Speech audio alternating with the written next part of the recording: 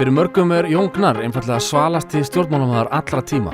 Sem borgarstjóri Reykjavíkur hefur hann vakið athygli fyrir óvenjulega nálgun á starfið og barátta hans fyrir mannréttindum orðin heimsþekkt. En Jón Gnarr umdeildur maður og þeir eru margir sem virðast einfaldlega ekki skilja hvað hann að vesenast í pólitík. Við heimsóttum Jón niðri í Ráðhús í vikunni fyrir Gay Pride og spurðum hann út í nýjustu uppátækin. Jæja, herra borgarstjóri, Þetta svona afslappað. Þetta afslappað, já. Ok. Já. Herðu, ummælið þín í Antwerpen. Já, sorry. Þá hugmynd að þú biðst afsökunar á þeim bara strax. Ég bara. Já. En þessi hugmynd svona sem þú settir fram að Jesú geti hugsanlega hafa verið hommi, þetta hefur vakið mikil viðbrögð, bæði góð og slæm. Hvað finnst þér viðbrögðin? Mér finnst bara gott að fá viðbrögð, mér finnst það flott pæling og gaman að fá einhvers viðbrögð og flottar pælingar. Þetta ekkert ný hugmynd, aðrir sett þessa hugmynd fram áður. Jesú Kristur eins og hann birtist okkur í Guðspjöllunum, hann var alltaf innan karlmenn, vildi vera með karlmönnum og hann var mikið að kissa þá. Já, var það? Já, þvó þeim fæturnar og það var einn í þessum hópi lærisveinninn Jóhannes. Já. Það kemur fram að hann elskaði hann, honum fannst vænt alla hina, hann elskaði Jóhannes. Þannig að það var margir svona velt þessu fyrir sér, hvort það sé hugsanlegt, en við vitum ekkert það, þannig að mér finnst viðbrögðin bara góð, og svona kannski mörgu leyti fyrirsjáanleg. Af hverju eru fordómar gagnvart samkynhneigðum í samfélagi okkar eða í mannlegu samfélagi? Það er ekkert neinar vísindalegar ástæður fyrir því. Vísindin hafa ekki sýnt fram á menninum hætti að samkynhneigð sé skaðleg eða óeðlileg eða ónáttúruleg. Svona þessi afstaða gagnvart samkynhneigð mestuleyti siðferðisleg og trúarleg kannski. Og svona, já, og upptök sín í einhverjum trúarsetningum sem náttúrulega bara eitthvað sem fólk trúir. Það er ekkert, já. Guðfræðingur hérna í Reykjavíkur lýst yfir að þetta hafi verið hreint og klárt guðlast af þinni hálfu. Já. Hvað finnst þér svoleiðis viðbrögð? Mér finnst það skiljanlegt og menn taka guðlast gjarnan mjög alvarlega og jafnvel er fólk tekið af lífi fyrir guðlast. En hefur þú áhyggjur sjálfur? Þú varst allavega kaþólskur, ertu ennþá tilheyrir kaþólsku í kirkjunni? Nei. Þú skráði úr henni? Já, mér er alltaf fundist trú mjög heillandi fyrirbæri og það á alveg rætur að rekja til æsku minnar. Ég er alinn upp mikið með ömmu minni sem var mjög trúuð kona á svona, hvað maður að segja, svona old school íslenskan hátt, faðir vorið og signa sig á morgnana og Guð hjálpi þér og hnerrar og allt þetta. Og ég þekki vel svona hinn góðu gildi trúarinnar. Þannig að ég er heillaður, ég heillast af trú og trúarbrögðum á margan hátt, en mér hefur ekki tekist að trúa á Guð. Ég trúi ekki á að það sé til neinn Guð. Eða æðri máttur eða eitthvað, hvað sem maður kallar það. Eitthvað yfirnáttúrulegt. Eitthvað yfirnáttúrulegt. Ég trúi því bara ekki, en ég ber samt mjög mikla virðingu fyrir trú fólks og ég hef reynt ég hef reynt að vera trúaður bara með því að bara tilenga mér það og hérna en hérna það gekk ekki. Segðu mér, hvers vegna eru samkynhneigðir þér svona hugleiknir og réttindi þeirra? Sko af mörgum ástæðum. Margir af mínum bestu vinum eru samkynhneigðir. Ég á mjög mikið af mjög góðum vinum sem að eru hommar eða lesbíur og hef kynnst persónulega í gegnum vini mína þeim erfiðleikum sem að þau hafa þurft að ganga í gegnum út af einhverju ósanngjörnu kerfi eða fordómum og hérna síðan líka sko sem grínisti og sem listamaður og sem áhugamaður um listir og menningu þá hef ég fengið svo mikið eins og svo margir ég fengið svo mikið sko gott stöf úr gayheimum það er svo margir listamenn og fólk sem hefur inspirerað mig sem hefur verið samkynhneigt og gefið mér alveg rosalega mikið og hérna þannig að hérna mér finnst líka bara þú veist bara mín skylda að gefa þess þá tilbaka og líka bara til þess að viðurkenna þú veist til þess að þú veist hérna til að viðurkenna það sem ég hef fengið og bekkenna það og gefa eitthvað tilbaka og síðan þetta skilur að vera hinsegin þú veist og ég hef sjálfur alla tíð upplifað sjálfan mig svolítið hinsegin þannig að ég finn mjög mikla samsvörun með fólki sem hinsegin og þó þessi hinsegin okkur annan hátt en til dæmis sko oft hefur fólk skilið einhverja hluti sko við Sigurjón Kjartansson hérna við vorum með þætti á Ríkissjónvarpinu sem að hétu Hegðun, atferli og framkoma sem var eitthvað fyrsta sem við gerðum og þar gerðum við eitt skets mann sem að hét Árni og var hommi og hérna sem sagt og allir þessi sketsar enduðu alltaf á sem sagt hérna og eru þá ekki allir sáttir jú, svo sannarlega það var alltaf svona niðurslag, svona góð niðurstaða og þetta var Árni og hann var hommi og hérna og hann fór til læknis sem átti í afhommun og ég leik læknin Dr. Frölich sem öskraði á hann mannst kannski getur öskraði á hann langa kissa stráka núna og langa kannski kissa Dr. Frölich og hérna og þetta vorum við að hæðast að homofóbíu með þessu en hérna en það voru mjög margir sem tóku þessum skets á þeim tíma eins og þetta væru fordómar gegn homum sem var alls ekki en það oft kannski skilur fólk það einhvern veginn. Homofóbía, þetta er hérna alvarlegt vandamál eða hvað?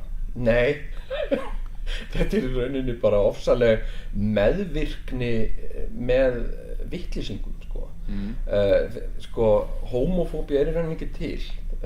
Homofóbar eru ekki hræddir við neitt, þeir eru bara vitleysingar og hérna sem sagt eru með hérna ljótar hugsanir gagnvart fólki vegna þess að það hagar sínu lífi ekki einhvern veginn eins og það sjálft vill og hérna og þetta er svo mikið þetta er bara fáfræði og fordómar og mér finnst að ég að trýta það svoleiðis þetta er heimskulegir fordómar þetta er svona svipað eins og gert var hérna í gamla daga að þeir sem voru örvhendir sem fæddust þannig að þeir vildu skrifa með vinstri hendinni að það sem sagt þá hugsaði fólk ok, það er þetta að þvinga þetta óeðli þetta vinstra óeðli úr viðkomandi með því að bara binda hendina á honum og láta hann þvinga hann til að skrifa með hægri og ég held að í framtíðinni og það var ekki talað sko vinstrifóbíu neitt sko það var bara þetta var bara fáfræði þetta var bara kjánaskapur þess tíma og ég held að í framtíðinu munum við sjá sem sagt, fordóma og ofsóknir gegn samkynhneigðum sem fordóma þessa tíma og í rauninni er þetta bara apartheid okkar tíma já. Nú má segja að það sé nánast búið að binda homofóbíu í lög í Rússlandi. Já. Þetta getur verið sammála því. Já. Þú hefur eitthvað svona viðrað þá hugmynd að Reykjavíkurborg slíti einhverju sambandi við Moskvu. Já. Hvað er hversu alvara er þið með það og er það mál eitthvað sem er að fara í framkvæmd? Já, sko það er tillaga sem ég lagði fyrir borgarráð. Já. Og þetta er svolítið, þetta er það umsvifamikið og stórt mál að það er ekki hægt að kannski bara gera þetta 1, 2, 3. Maður þarf aðeins að undirbúa og skoða kosti og galla. En sem sagt tillaga mín fyrir borgarráði er að við sem sagt skoðum möguleika á því að slíta sambandi við Moskvu út af þróun mannréttindamála í Rússlandi og þetta snýr ekki bara að LGBT fólki heldur líka að kvenréttindum og svona bara almennum mannréttindum og það er mjög mikil alvara með því og við Hversu mikilvægt er það í þínum huga? Ég tel að það vera alveg gríðarlega mikilvægt og það er gríðarlega mikilvægt vegna þess að með því þá sýnir Reykjavík ákveðið fordæmi sem hugsanlega aðrar borgir út í heimi stærri borgir gætu apað upp eftir okkur og nú er að verða háværar og hávarari raddir það að sko alþjóðasamfélagið eða fólk bara allan heim geri eitthvað mótmæli þessu með einhverjum hætti og Stephen Fry skrifaði til dæmis mjög athyglisverðan pistil á heimasíðuna sína varðandi vetrarólympíuleikana sem fyrirhugaðir í Rússlandi að hvetja bresk stjórnvöld til þess að mótmæla þessu með einhverjum formlegum hætti en sko þetta er eins og með þetta með homofóbíu þú veist ef einhver er með arachnofóbíu hræddur við kóngulær, þú getur alveg skilið það og bara viðkomandi finnst sem sagt kóngulær óþægilegar og þeir bara svitna og líða illa og fara jafnvel martraðir en sko homofóbía er ekkert slíkt fyrirbæri það er ekki þannig að það sé einhver maður og hann sjái homma og hann sem sagt fara allur að titra og svo sé hann með martraðir nóttinni það er þá einhverjum undantekningatilfellum þetta er í rauninni of mikið umburðarlyndi fyrir fordóma og við eigum ekki að sýna því svona endalaust umburðarlyndi við hljótum að einhverjum tímapunkti verður bara að mæta og segja nei, þetta er bara bull. Nú hefur þú stundum tekið þátt og klætti upp í drag með í Gay Pride-göngunni. Já. Og sumir borgarbúar kalla þetta einhver trúðslæti. Já. Hvaða þýðingu hefur þetta fyrir þér? Mér finnst þetta bara fyrst og fremst alveg ofboðslega skemmtilegt sko. Ég hef alla tíð haft alveg ofboðslega gaman að því að klæða mig upp í kvenmannsföt. Já, og Gert það löngu áður en þú tókst þátt í Gay Pride? Já. Og að leika, ég vil leiki konur sko. Já. Og hef fengið mjög mikið hrós fyrir einmitt að hafa leikið mjög eftirminnilegar konur og mér finnst ofsa gaman að fara í kvenmannsföt og verða einhver kona og breyta röddinni og svona en náttúrulega með borgarstjóraembættinu þá fæ ég færri tækifæri til þess Já. og það er mjög sjaldan sem ég fæ tækifæri það gerist þó, ég meina ég var hérna konan hérna, amman í hættuspilinu Já. CCP endurútgefa hættuspilið og þar fékk ég tækifæri til að vera aftur amman og hérna en svo fæ ég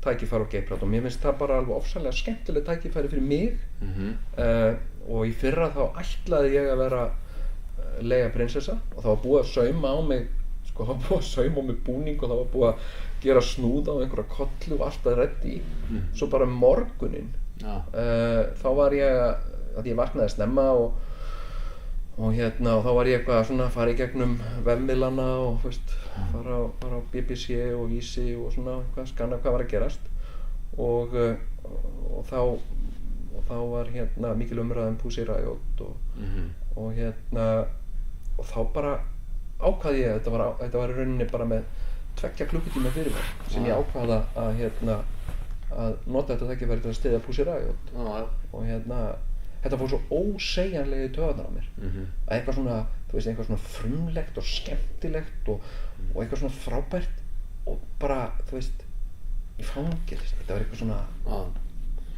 og þú ert náttúrulega að brjóta í sína fyrstur svona borgarstjóra í höfuðborg í vestrænu ríki sem að sýnir þessu stuðning á þennan hátt og þannig að í þínum huga gerir ég ráð fyrir að þetta sé allt annað heldur en einhver bara skrýðslæti. Já. Það hefur miklu meiri þýðingu. Já,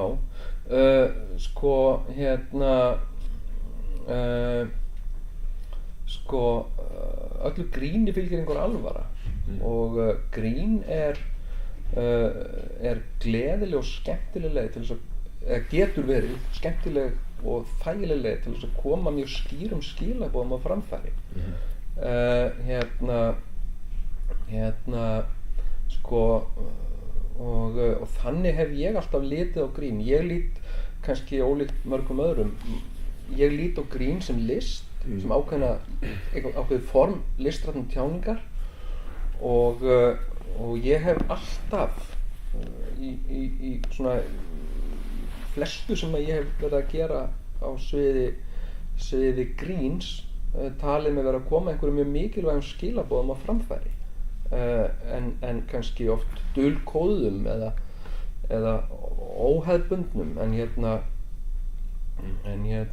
það er ekkert alltaf allir sem skilja það en svo eru sumir sem skilja en aðrir ekki og ég skil ekki alltaf af hverju fólk skilur ekki en það er kannski bara eitthvað sem maður þarf að lifa við eins og ég var að segja áðan með þú veist hommasketsin úr hegðun að fyllir framkoma skilur það sumir skildu þetta að væri sem sagt fordómar gegn samkynhneigðum og það komið svo óvart en sem sagt þá bara upplifir fólk það þannig sko